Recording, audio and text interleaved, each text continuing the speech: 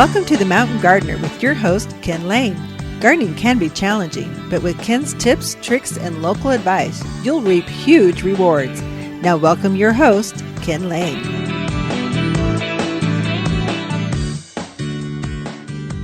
And welcome to this week's edition of The Mountain Gardener. Your host, Ken Lane, here every week talking about the landscapes of northern Arizona. And what I love about this time of year, this leading edge of autumn, is the gardens they're getting overgrown. They're starting to become, I'm tired of picking tomatoes. I don't know what to do with them all. Cucumbers, I've got to come up with another recipe. The harvest is on. Flowers are just robust. They're over the top. Sometimes I just want to take my energy off of that. I'm tired of doing that. I've been doing it for 6 months. This time of year is more of a decoration time of year. So I shift gears some, and many times the garden center, I'll take home a plant and not even plant it. All I'm doing is I'm putting a mum by the front door. I'll put it in the garden later, but I want to enjoy it at the front door. Sometimes I'll inject those into my containers. Now, I love mums. They're beautiful. They're fall. But quite honestly, I don't like them in containers because they're green. They're just green blobs the whole year. And then they start to bloom now, and they're spectacular. If they would have that kind of spectacular blossom from spring through autumn, I'd go, yeah, I like that. I'll keep it in the container.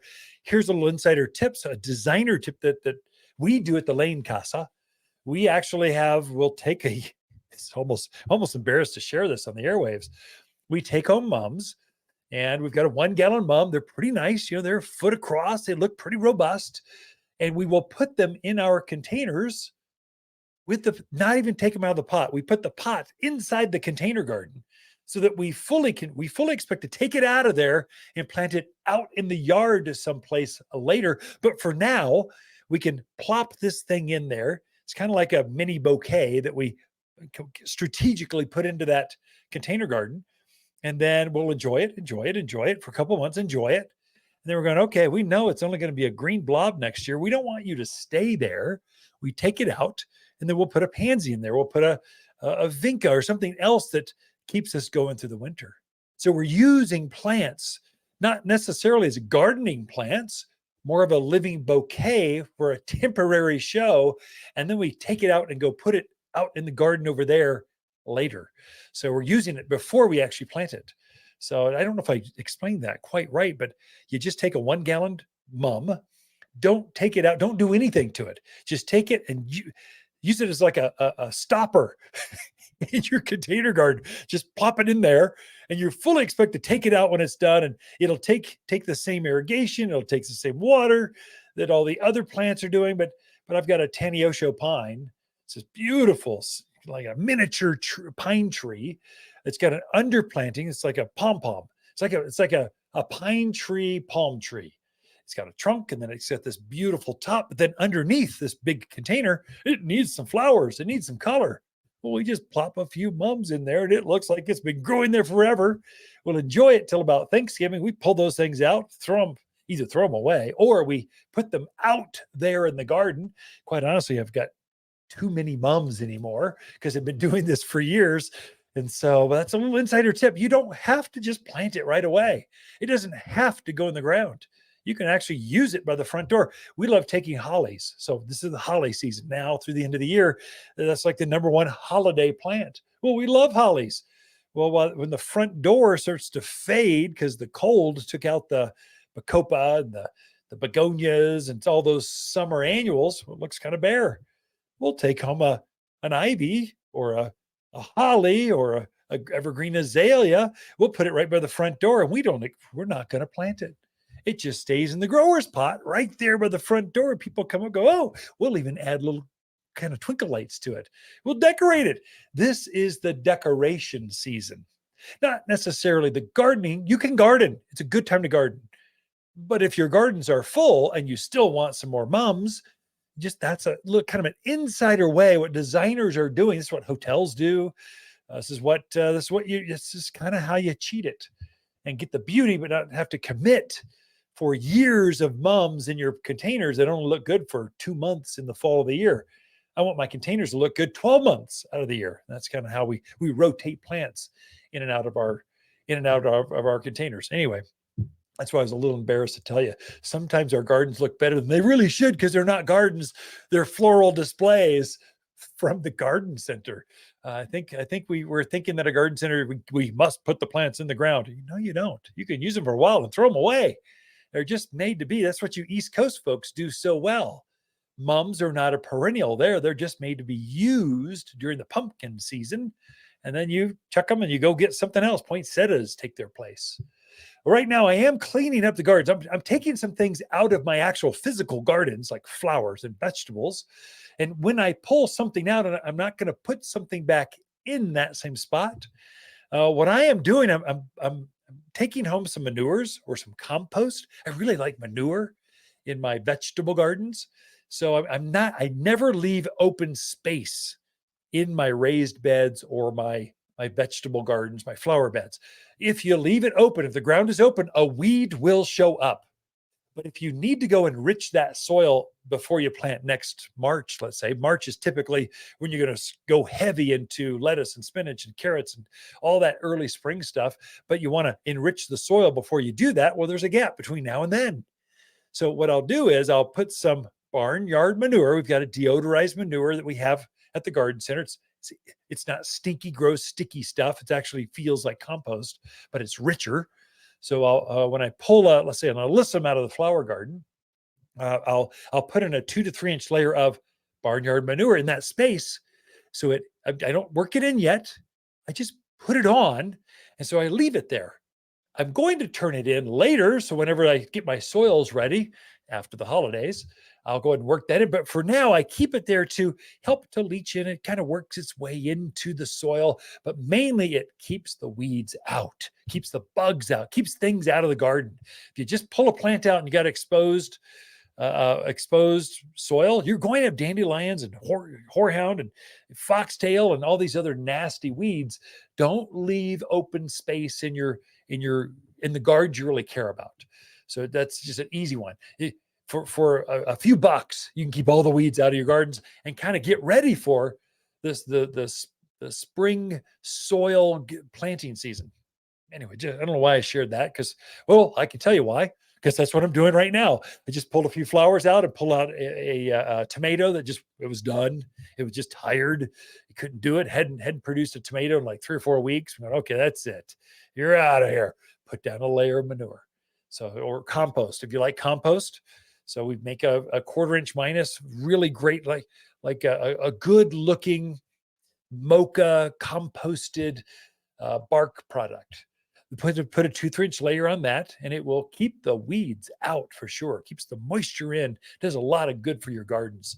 So take a look at that. Another thing, I don't have time to cover that. I've got to cover fertilizing. I just have to. It's the month. This is the most important of the entire year. October is the most important feed of the entire year. Got to cover on that. I'll cover that maybe at the bottom of the hour or later in the show. But I want to do it justice. So right now I can tell you your pine trees, if you've got pines, evergreen trees, bark beetle are a serious problem. Here's a little tiny beetle that burrows its way into the trunk and then eats the plant from the inside out. It decimates entire sections of the forest.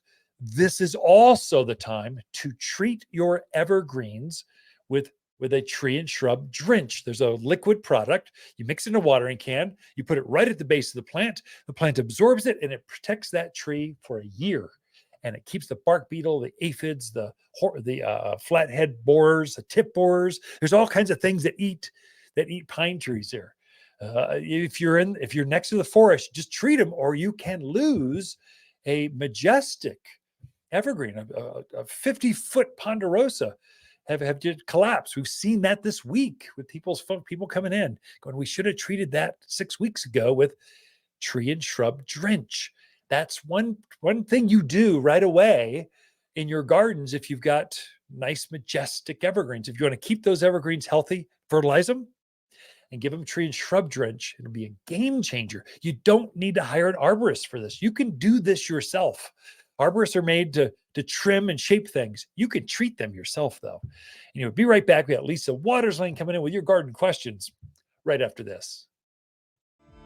Feed your plants now for bigger, brighter, better fruit in spring. Waters 644 fruit tree food is safely organic with added calcium for sweeter fruit quality. Far safer for your pets and birds than those chemical fertilizers the box store sells. And it's kinder on the environment, too. Simply sprinkle on the soil and water it in. Bigger, brighter, and better fruits in spring. Get yours today at Watters Garden Center in Prescott. Natural, safe, organic. You've been listening to The Mountain Gardener with Ken Lane, owner of Watters Garden Center in Prescott. Join him every week for timely garden advice right for the gardens. Visit Ken where he can be found throughout the week at Watters Garden Center in Prescott. All right, so we are back with Lisa Watterslane in the studio, just kind of going through your garden questions. Just what are other gardeners asking about?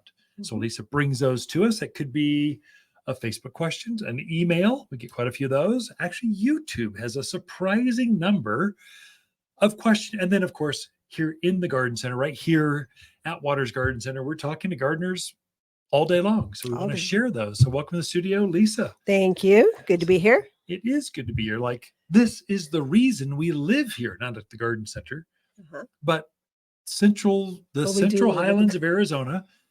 That it's just so beautiful out. All the trees are turning color. It's beautiful right now. Oh my gosh. You can walk, never get hot. Turned, yeah. The oaks are starting. Did you notice the maple trees out front in front of the store? Yeah. Where the eastern side, where the sun is hitting them, they're in full red. The backside, the north side, is all green.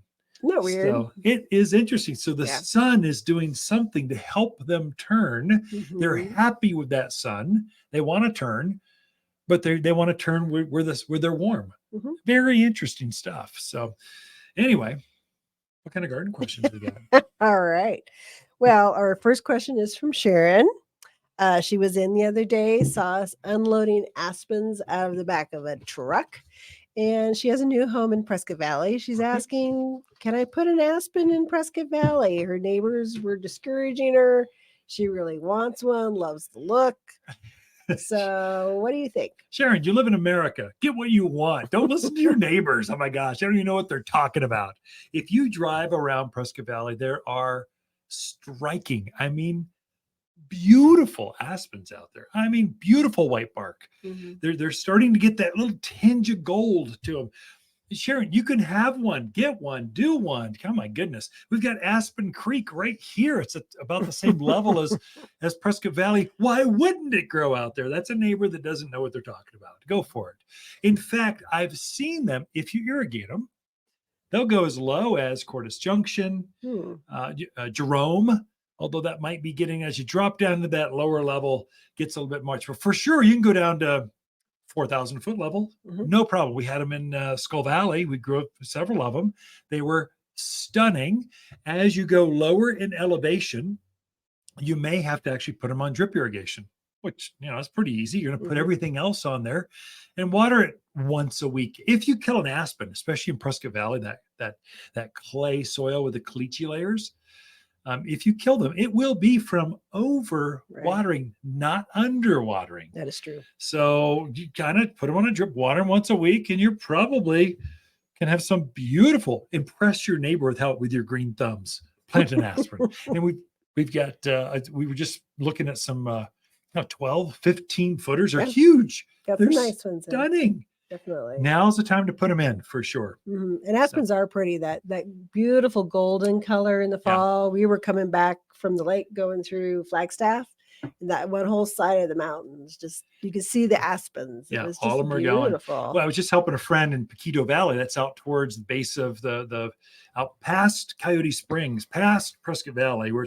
they've got bigger properties. Right. And they wanted to hide some neighbors, but they have these beautiful vistas. They didn't want to hide it. Right. So we used the aspens to really create a picture frame. We hid the neighbor's barn and we pictured a thing, and they sit on their front patio and they go, look at my sunsets. They are spectacular. You can use them as a design element to frame your vistas. Everyone thinks, fall color, and white bark. Well, it's Right. good, but you can also use them to very effectively to screen or to highlight Mhm. your best views on your property. Very true. Very true. All right. Our next question is from Doug out in Prescott Valley again. He has a large, older pampas grass that's starting to kind of die out in the center. Yeah. He wants to know, is there anything you do with that? Is just that the nature of the beast? Yeah. Or, I don't think anybody burns the centers out of them anymore. No, it doesn't do anything anyway. So just come Yeah. back. Pampas grass are kind of like people. There's a stage where they're just like, oh my gosh, they're so beautiful. And they sing well and they dance and you just want to take a picture and put them on the front of magazines and talk about them. They're just rock stars. And then they start to fade. You put them on the front cover of AARP, kind of, yeah. We're learning how to ask for a discount, travel better, go on a cruise, and they start to die out in the middle. And then finally they get to the point where they get a horseshoe thing where they just, the whole side will die out and they just don't look good anymore. And they're kind of maybe not, their skin's maybe a little wrinkler. They got some spots and you're not going to put them in the front of a magazine, but they're still alive. Mhm. For a little bit. You just almost have to make a call and go, it's been a good 10 years, Right. 8 years, 10, 12 at most. And then they get ugly where they need to be replaced. You can date neighborhoods by their pampas grass. That's true. Don't let your pampas grass, Doug, for the love of gardening, don't let the pampas grass date your house just because the center died out or it's a horseshoe shape.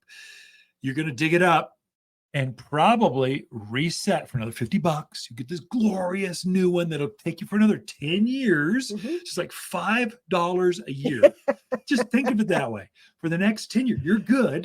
And you have this beautiful new pampas grass, but they stop blooming. They die out in the middle. There's a time when plants get ugly. And they're not puppy dogs. So you're planting in the ground. They're actually plants. They're disposable. You can dig them up. They don't feel pain. They don't have nerves. Doug, just dig the thing up. It's bringing you down. It's bugging you because otherwise you wouldn't have asked the question. Mhm. So I know it should have been done last year. Don't wait till next year to do it. Right. And ask the same question. Just get it. Yeah. Now's a good time to plant pampas grass. Mhm. Or maybe you go with a smaller Something grass. different. Yeah, get time to change it up. You can get Mhm. a coral forester grass. It's a kind of hip high thing that blooms even longer. Mhm. So, or maybe you change it to a flame maple, just a tall, kind of a similar sized maple, smaller leaf maple. It has kind of a Japanese maple Mhm. look, but it takes full sun and wind like a pampas grass. Right. Maybe it's time to change it up, but it's going to be some work Yes, it to is. get that root out. Might take you all Tie it to winter. your bumper. Did we do that once? No, bumper? that was a rose tree, Oh, but it's got like a palm tree, very, very fibrous root mass. like a sponge. So you gotta dig it up, chip away at it, and eventually you'll Mhm. get it and kill it off. So Doug, there's your answer. Not what you wanted to hear. There is no there is no recovery. But there is recovery. Yeah, plant new, Something new. fresh new. Yeah, Right. Fresh new. All right.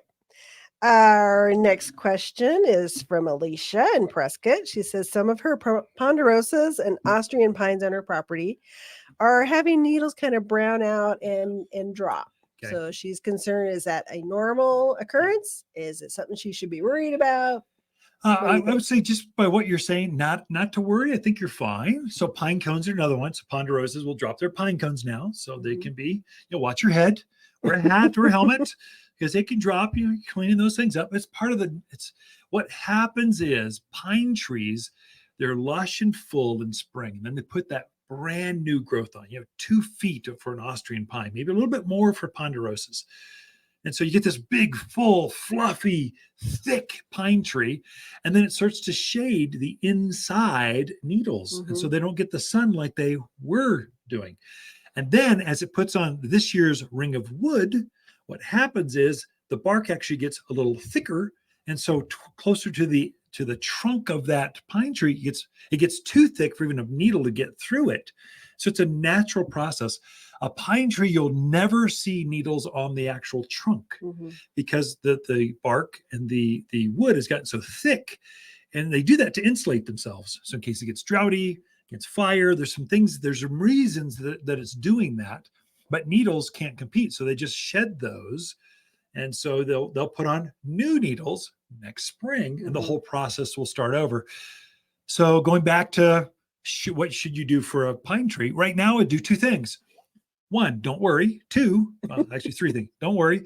Two, fertilize it so that you're setting the stage for next spring's flush new growth. So you get this beautiful new growth. Secondly, pine trees are prone to bark beetle, Ips, flathead borer, some things. Treat it right now with a tree and shrub drench. There's a liquid that you mix up in a watering can, pour it right at the base of the tree. The plant will absorb it as it's absorbing nutrients from your fertilizer. Do those two things, fertilize and tree and shrub drench. You will have a happy, healthy, worry-free pine tree for, well, the next year at least. So don't worry, basically, you're fine. Right. But that's a gardener, catching what's going on in nature. Definitely. That's it for this segment. Ken and Lisa Lane, the Mountain Gardeners. We'll be right back after this. Waters October companion plants that grow well together are blaze maples, spicy mums, glamour kale, and burning bush.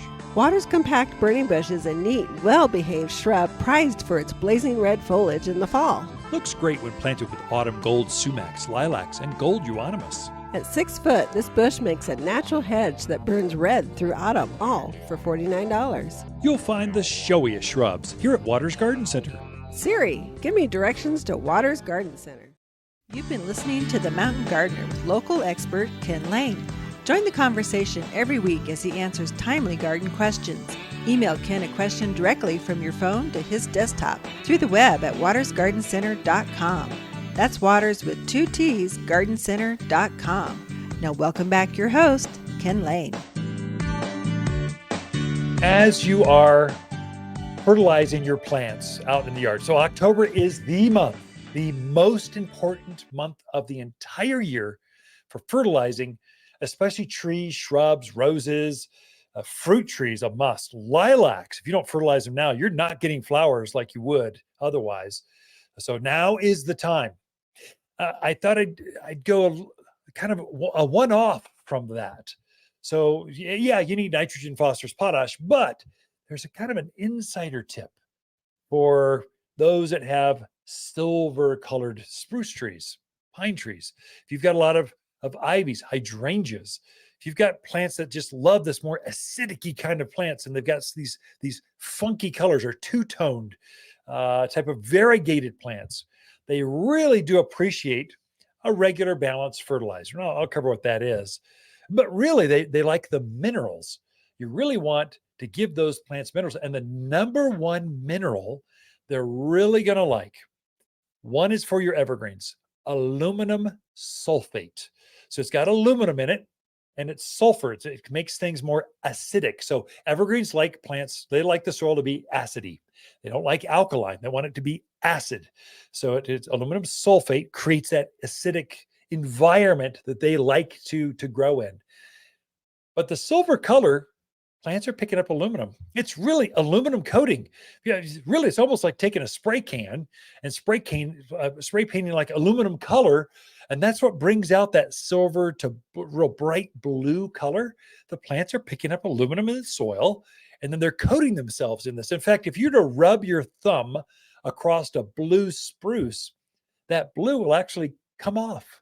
And it's green underneath. It's purely a mineral that picks up and coats itself to make it kind of like, look, I just got a highlight. I just went to the day spa. Look how good I look. I've got aluminum sulfate.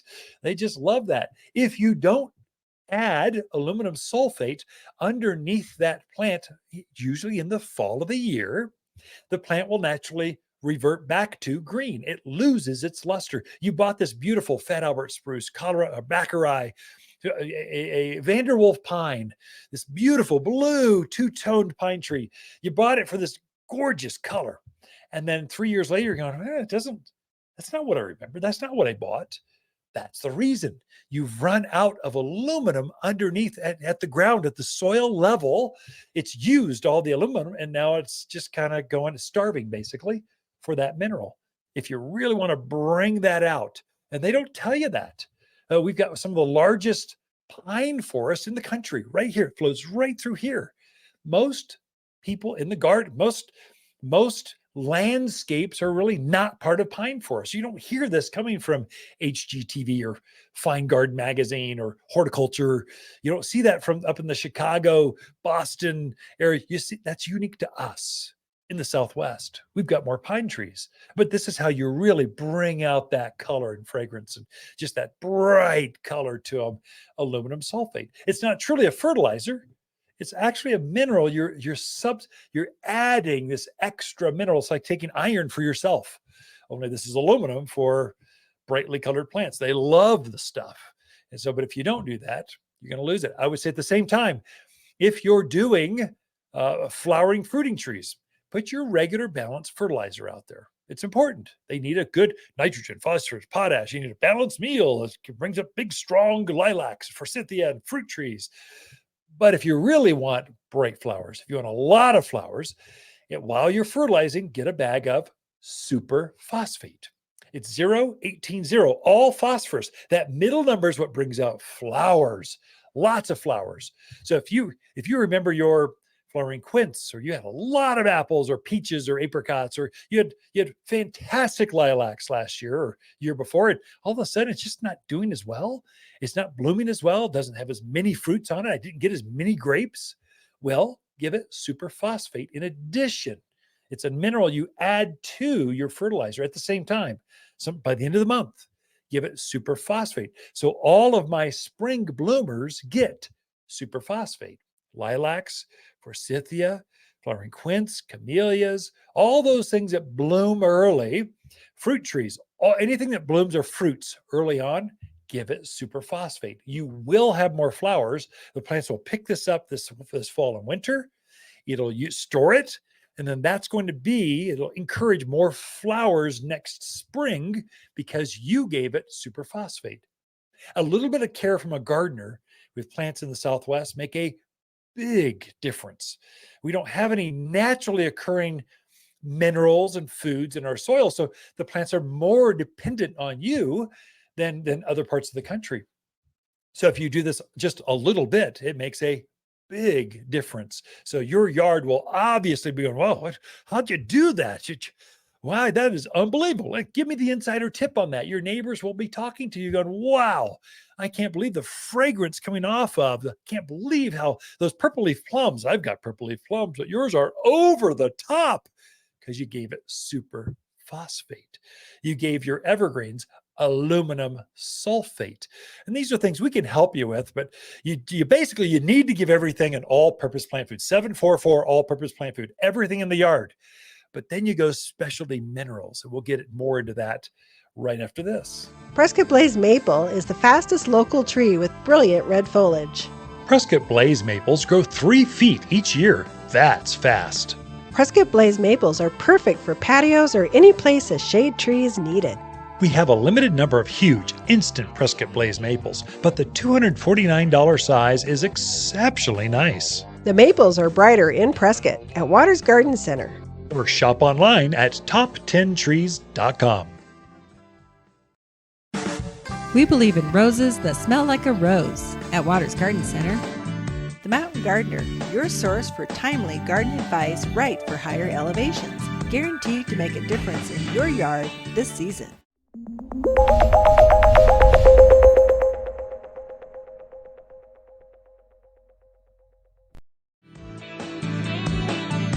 All right, back in the studio, Lisa Waters-Lane, my favorite gal in all the world, truly, at least for 36 years. So before that, still, yeah, besides my mom. Okay. You're my favorite gal besides my mom. Okay. I should send this segment to my mom. You should. So anyway, Lisa comes in and just shares her garden tips, just kind of another perspective, another gardener's opinion.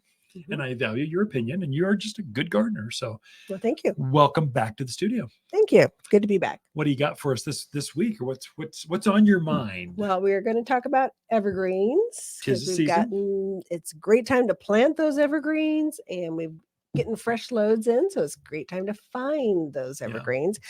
But first, I want to show something pretty to our bloggers. That's cheating. Bloggers, that's not evergreen. That's just. It's not, but this is a little viola.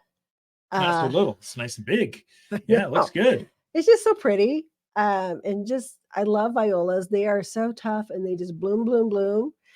And I just love the colors on that. It's Badger colors. Blue and Badger, gold. go Prescott High. We next week we also have Bradshaw and Oh, Chino that's Valley true. colors. So we Yes. got all three. We Go do, Cougars. but we're Badger alumni. That's true. So, we got Class of 81. Boy, we just dated ourselves. You did. You're I didn't 82. graduate I in married a gal 81. from 82. We did not date through high school. We did not. We dated through college. Yes. We didn't actually meet each other until you just graduated, just before you Yes. graduated high school. We lived in different worlds. We did. Yours- What kind of world did you live in? That's what I'm trying to figure out. Mine was do I really have to go to school? Ah, And really? yours was you I loved love school. Everything Yeah. about school is great. did. School's just a big social, it's like a big old party. Mhm. Meet friends. Maybe you can learn something. It doesn't matter. It's about the people. Yeah. Weren't you voted Mr. Spirit Yeah. one year? Okay. Yeah. Don't go Yeah. down that path. So- Yes. How we ever found each other? Because talk about two Church very different choirs. people. Church choir. That's true. That's it. Yeah. You sang in a church choir, traveling church choir, traveled the Mhm. roads of North America, singing in churches and malls and parks around the country. I think there's some cassette tapes out there. That's really dating us. Oh my gosh. Not even a CD or anything. Oh, Which they're- is nutty. They're Can you even cassette. get either one? You can't get a cassette. You can get records now, That's but you becoming can't more get popular, yeah. CDs. I don't know if you can get a CD or not. I think you can. You can get CDs. I mean, my car I just bought doesn't even doesn't have even one. have a CD player. Everything's hard drived. Right. You load it ahead of time. We have friends that traveled up to Alaska. They drove their trailer. Yeah. They were gone for like 2-3 months. I said, well, what do you do when the satellite radio goes out just over the border because the satellites can't reach it? What do you do? He goes, well, Ken, my wife, she brought her iPod.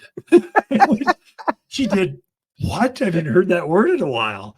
You didn't even load it to your phone. It's like, it's an iPod. Have a separate hard drive just for my music. It's crazy how fast Things change. change. Not that long ago. No.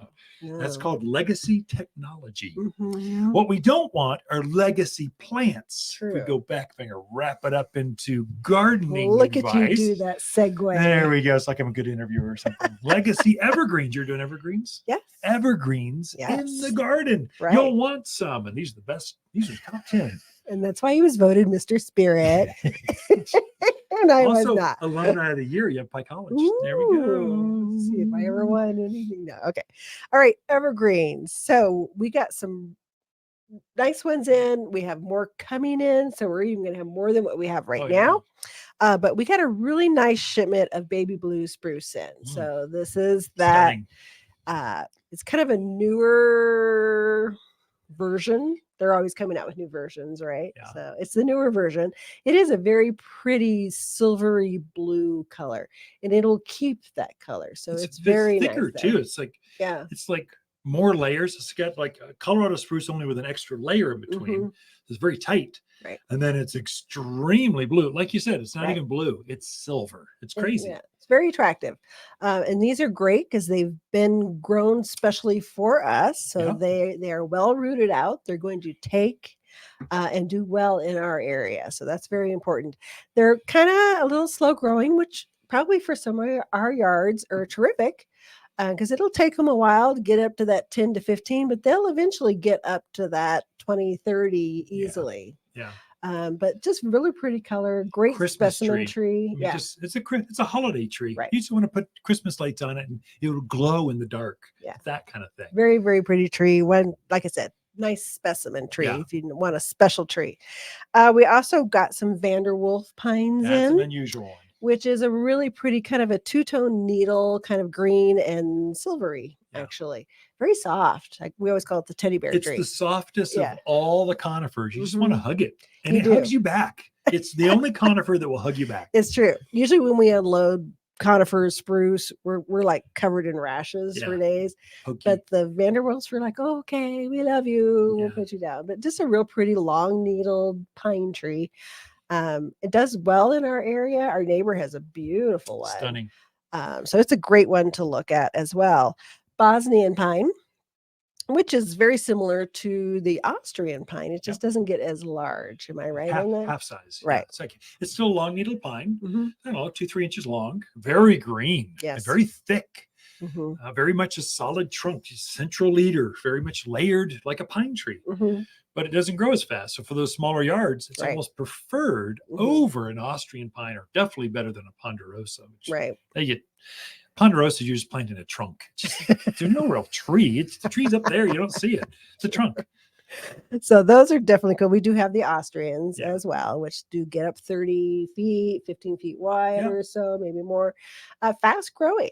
So if you're looking for a screen tree, you need to knock, block that neighbor that's building a house behind you, or their RV garage, something like that. It's a great tree for that. That's Austrian. Yeah, they got some. It's got to be 10 feet tall out there. We got some huge ones. I think that's another one. People go, "Oh, you only have small ones." Well, you got to be early for the big ones, because big ones those must be 12 years old. So they're planted back in 2010, 11. They just came in, and when they're gone, it's not like you go hit a time machine button. You go back to 10 years, and you have another 10-footer out there. You can't go back to the factory. Definitely. There are some big, beautiful ones there. Oregon green pine, which all three of those guys are kind of related. So the Oregon green is even smaller. It gets 10 to 12 feet. A little bit shorter needle, very, very green, and more compact, I would say. So another good one for those small spaces. I would say the Oregon green, if I relate them to pine trees, is kind of like the baby blue spruce is to spruce trees. It's got an extra layer. It's just thicker. It's got more pattern to it, which is very striking. But very, very green. One's very green. One's very blue or silver. And they're companions. They like to grow with each other. They do. All right. That's with the pines. So then we move into the Arizona cypress. Ooh. So, and that's when we have kind of all different sizes on 5s, 10s, 15, 20s. It's an indigenous tree for here. So if you're of that ilk that you want to put a tree in, and after a few years, you just want to go, I don't want to keep watering that tree. Cypress, you can just go, okay, get them to a certain age, and then you just go take care of yourself. Go be strong, little bird, and leave the nest. But where did that come from? I don't know. I was just thinking, indigenous People's Day was Columbus Day, whatever you want to call it, was a few days ago. Right. We should encourage the city or some group to plant an indigenous Arizona cypress on that day, to mark the day, to celebrate that. On the courthouse. Maybe we can get to the Yavapai Nation. We can see if they would want to plant some at the casino or something. There's got to be a way. Just sounds good. Indigenous tree for indigenous people. We're gonna plant. Well, we're running out of time, so we're gonna cut you. I had a thought. So there's regular Arizona cypress, the true native one, and then there's a cousin called the icy blue. And it is silvery blue. There again, you can definitely see a difference in the coloring on it. And it doesn't get quite as large either, probably 20 feet, whereas a regular Once you're one, above 15 feet, they're all just big. Matter. So they're big. a little more slower growing than the regular Arizona cypress, but just as really pretty. Yeah. I just love the color. I mentioned too, a lot of folks don't realize, but you really do want to buy your conifers, these trees. You can't just grow them in a field. These are all grown in fields. Dig them up, put them in a pot, bring them to the nursery, and have them live. You want to dig them in a field. You dig them up, you transfer them into a container or a ball and burlap. Then you root them on for another year. Then you bring them in. It's a lot of garden centers, they take the shortcut and they bring them right in. And then you struggle because they died like the next spring. To really and they wouldn't take the extra step. It drives me crazy. Sometimes, folks, it's not you. It's the person that sold you the plant, that gave you the wrong plant or didn't take the time to get rid of it anyway. We're out of time. I didn't finish my list. So Ken and Lisa Lane, the Mountain Gardeners, be right back after this. Waters companion plants that grow well together are blaze maple, burning bush, spicy mums, glamour kale, and red wall creeper. Waters' red wall creeper is specially selected to dress up those miles of stockade fence. A mountain vine with rich green foliage turns fire engine red through autumn. Waters' native vines are just $49 and both deer and rabbit proof. You'll find the showiest vines here at Waters Garden Center. Google, give me directions to Waters Garden Center. We believe your garden should be natural, safe, and organic. At Waters Garden Center, Welcome to the Mountain Gardener with Ken Lane. Gardening in the mountains is different. Listen to Ken's tips, tricks, and garden shortcuts guaranteed to make your gardens more beautiful than ever this year. Now for better advice that works locally, welcome your host, Ken Lane. So let me give you the insider tip of what I'm doing in my own gardens. I've got some large, luscious gardens. You go by our house, you go, oh, those folks might own a garden center. We do. And we know how to take care of plants. And we love to sit back and just enjoy our gardens. The active gardening is therapeutic. For me especially, I get so stressed out. I got so many deadlines. This phone is always going off. It's ridiculous. So I leave it behind. I go outside. I start to garden, and I just lose track of time. Pretty soon, several hours are gone by, and I'm going, I just feel better. But in addition, there's some gardening tasks, some tips, some things that we do that really brings out more. It's not just putzing around, talking to butterflies. It's not just trimming, giving haircuts, but it's actually nutrients and some things that we do. Gardening has half timing. So this is one of the most significant time to fertilize or feed everything in the yard. So everything in the yard, every single plant, every perennial, all the grass, all the roses, all the evergreens, the natives, everything, every living plant in our yard gets 744 all-purpose plant food. So it's a special fertilizer I put together 2 decades ago, forever ago. It's the number one seller we have at the garden center. It's got a following, but it really works because it's organic. So every time you get some rain or some moisture or some snow from now through winter, it's going to release a little food. So that plant is going to pick that up, and that's what it's going to use to form next spring's, let's say, candle growth for pine trees. You get more elongation, a longer needle on your pine trees, your junipers, your Arizona cypress, cedars, all those things. Evergreens, it's critical. They need this in the fall. Fruit trees, they really need a fruit tree food. So I did make a fruit tree food. It's 6447. It's got 7% calcium in this blended fertilizer. So we make our own. It's like a cookie recipe, or a fertilizer is like a cookie recipe. And you tweak it and you kind of change it. And eventually the plants go, whoa, I really like these. And I'll take some more. And so with that, calcium is what brings out larger peaches, larger fruits, bigger flowers, more fragrance.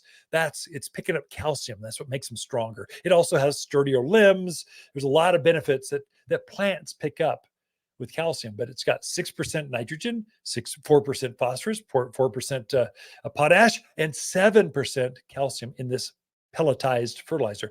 So for my edible things, grapes, figs, pomegranates, apples, pears, peaches, just anything that's formed of blueberries, give it fruit tree food.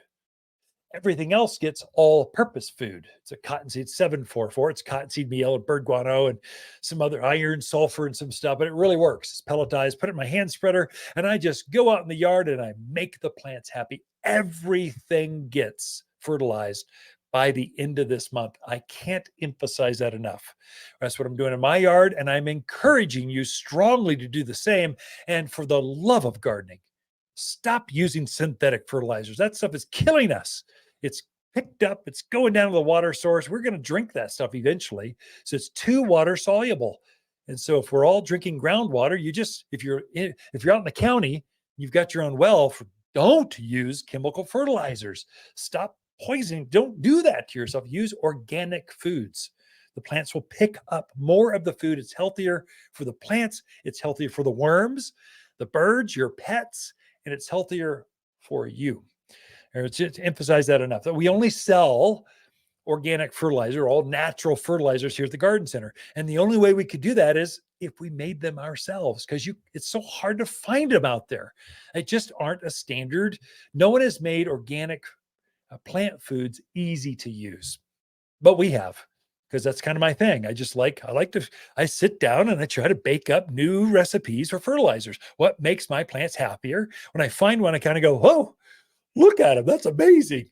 I'm going to package that up and help my customers do the same thing. And that's kind of the fertilizers we have here. And so they kind of all-purpose plant food, 744. and fruit and vegetable food, 6447. But you need to do that now. And I had mentioned earlier things that bloom. Either I'm trying to bring the color out in them. So let's say a brighter rhododendrons, a brighter hydrangeas, brighter lilacs, forsythia, all those blooming trees, red buds, crab apples, purple leaf plums, all of these things. In addition to just the regular old food, if you don't know what to do, just do the food. But if you're a true gardener and you want really bright flowers and a lot of them, in addition, what I do is I'll get a bag of superphosphate. At the same time I'm fertilizing everything. It doesn't matter the order. Just get them on the ground. They're going to do their work through the winter. So all-purpose food, I put it down there. And then in addition, my blooming things, I'm going to give them some superphosphate. It kind of looks salt and peppered underneath. I put it where the drip line is. You're not putting all this stuff right at the trunk of the tree. It's out toward the drip line. So the outer branches of any given plant, that's called the drip line. That's where all the feeder roots are. There's no roots that can pick up nutrients and water right at the trunk. Those are just big old anchoring roots. If you pull up a tree and you look at the roots, it's just got a real barky, it's just there to keep it upright, keep it in the wind. It's just not going to blow over. But the feeder roots, the ones that pick up the food and the water, they're right out there at the drip line. Focus out there. That's where the food, the nutrients, and the superphosphate goes out to. So if your lilacs just did not bloom as well as you remembered last year, give it superphosphate and it will be a game changer for that plant. If you had some beautiful red buds or the crab apples were bright red years past, but now they just didn't bloom as well, superphosphate, it will make a difference. And so fruit trees, really 0.18, it's 18%. That phosphorus, that's what brings out flowers and fruits.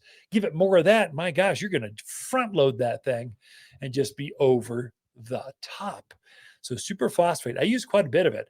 If you think of it, really what superphosphate is, so the all-purpose plant food is like the steak and potatoes. Oh, I want to sit down and have a meal. Oh, I feel full.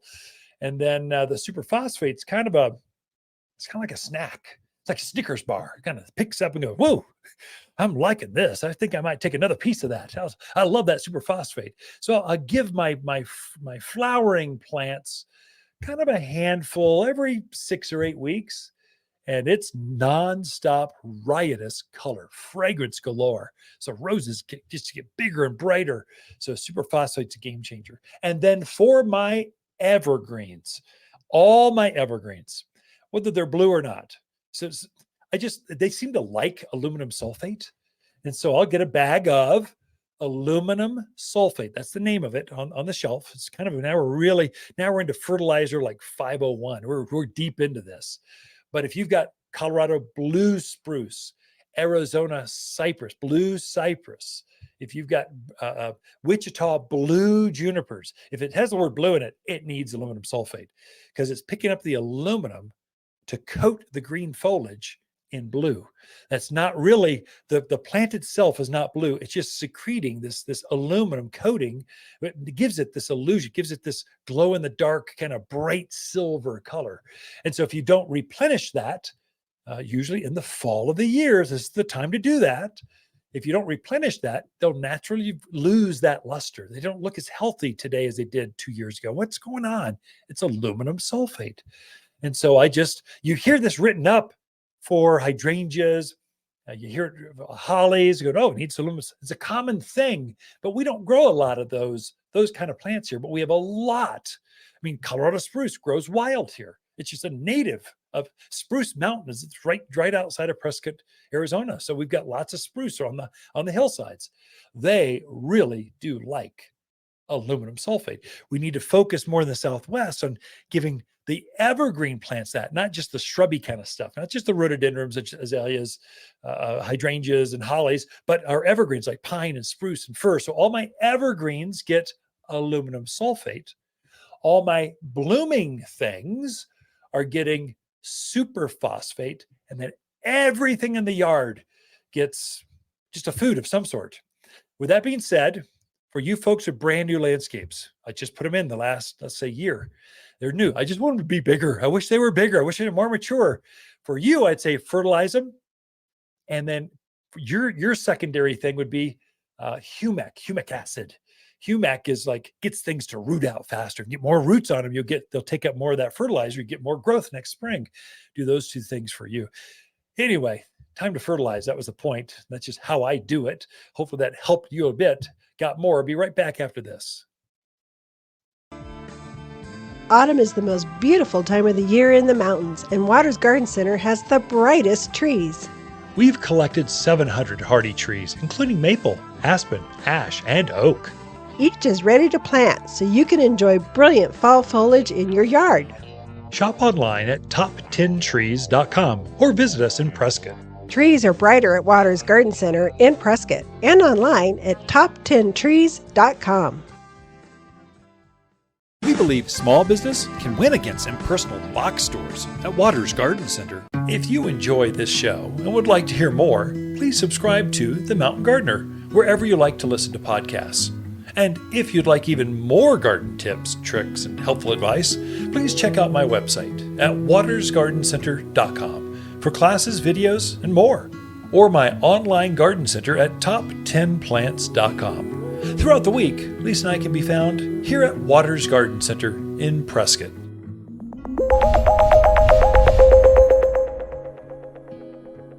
You've tuned in to The Mountain Gardener with local garden expert Ken Lane.